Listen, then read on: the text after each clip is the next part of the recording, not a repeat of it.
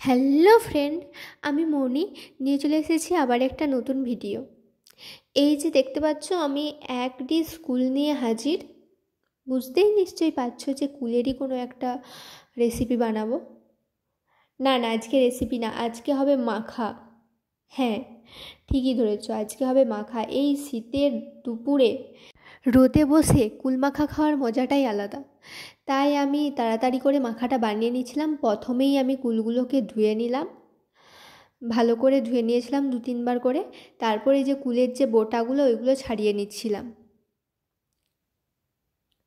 যে কোনো টক জিনিসই সবার খুব প্রিয়, কিন্তু আমার এত টক জিনিসের মধ্যে তেঁতুল, কুল আর আম এই 3টে জিনিসই একটু বেশিই ভালো লাগে। তারপর যদি আবার হয়ে যায় এরকম টক টক ঝাল ঝাল মিষ্টি মিষ্টি মাখা, তাহলে তো আর দেখতেই হয় না। তোমরা কিন্তু অবশ্যই কমেন্ট করে জানাবে যে তোমাদের কোন মাখাটা খেতে বেশি ভালো লাগে। কথা বলতে বলতে কুলের বোটাগুলোও ছাড়িয়ে নিলাম। কুলের বোটা ছাড়ানো হয়ে যেতে আমি এই কুলগুলোকে একটা একটা করে শিলপাটায় দিয়ে এগুলো ফাটিয়ে নিচ্ছিলাম, যাতে এগুলো মাখতে সুবিধা হয়, এর মধ্যেও টক ঝাল নুনটা ভালোভাবে ভালোভাবে মিশে যায়। আর আমাদের এখানে দেখতেই পাচ্ছিলে যে কুলগুলো অতটাও পাকেনি। হ্যাঁ, কুলগুলো এখনও ঠিকঠাকভাবে পাকেনি, ওই আর পাকাভাবে হয়ে আছে। কিন্তু এই কুলগুলোও খেতে খুব ভালো লাগবে। তারপর আমার কথা বলতে বলতে কুলগুলো ফাটানো হয়ে গেছিলো, আর তাই আমি এখানে ধনেপাতা কেটে নিচ্ছিলাম। মাখা করার জন্য যেই যেই জিনিসগুলো দরকার আমি সেগুলো রেডি করে নিচ্ছিলাম। প্রথমেই আমি এখানে ধনেপাতা কেটে নিলাম। আর এই শীতকালে যে কোনো মাখায় তুমি ধনেপাতা দিয়ে দেখবে খুব সুন্দর টেস্ট হয়। তারপর আমি এখানে ভাজা লঙ্কা নিয়েছিলাম। এর মধ্যে তোমরা ভাজা লঙ্কা বা পুরনো লঙ্কা বা গুঁড়ো লঙ্কা 3টেই দিতে পারো। আর তারপর দিয়ে দিয়েছিলাম লবণ, তারপর দিয়ে দিয়েছিলাম বিট লবণ। আমি এডিট করছি দেখে দেখে আমার এখনও জিভে জল আসছে। মাখাটা এত সুন্দর হয়েছিল গায়ে এসছে কি বলবো। তারপর এখানে আমি পরিমাণ মতো বিট লবণ, লবণ আর লঙ্কা ভালোভাবে মেখে নিচ্ছিলাম। আর ওই লঙ্কার সঙ্গে আমি ধনেপাতাগুলোও ভালোভাবে মাখিয়ে নিয়েছিলাম। তোমরা একবার হলেও এই মাখাটা বাড়িতে ট্রাই করে দেখো।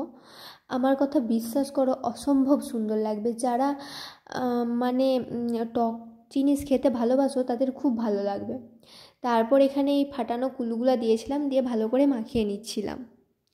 ভিডিওটা কেমন লাগলো অবশ্যই কমেন্টে জানাবেন। ভালো লাগলে অবশ্যই লাইক করে দেবেন, ভিডিওটা শেয়ার করে দেবেন, আর চ্যানেলটা সাবস্ক্রাইব করে দেবেন, যাতে আমি আরও নিত্য নতুন ভিডিও পোস্ট করলে সবার আগে যেন আপনার ফোনে নোটিফিকেশানটা চলে যায়, আর আপনি এরকম নিত্য নতুন আরও ভিডিও দেখতে পারেন। কথা বলতে বলতে আমাদের মাখা প্রায় রেডি। আর এর মধ্যে আমি ওপর থেকে 2 চামচ চিনি দিয়ে দিয়েছিলাম, দিয়ে আমি আরও ভালো করে মাখিয়ে নিয়েছিলাম।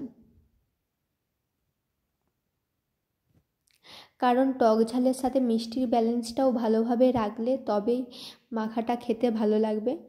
কিন্তু যারা শুধু টক খেতে ভালোবাসেন তারা চিনিটা নাও দিতে পারেন, শুধু বাকি যে জিনিসগুলো দিয়েছিলাম ওইগুলো দিয়েই করতে পারেন। আর এই যে আমাদের ফাইনাল কুল মাখা রেডি। দেখুন কতটা লোভনীয় লাগছে। যতটা দেখতে সুন্দর হয়েছে অতটাই ভালো খেতে সুন্দর হয়েছিল। আর এই যে আমাদের কুল মাখার ফাইনাল লুক। আমরা এখানে ভাজা লঙ্কা দিয়েছিলাম বলে অতটাও কালার হয়নি, শুকনো লঙ্কা দিলে আরও কালার হতো। তো আজকের মতো টাটা গাইস, রাধে রাধে।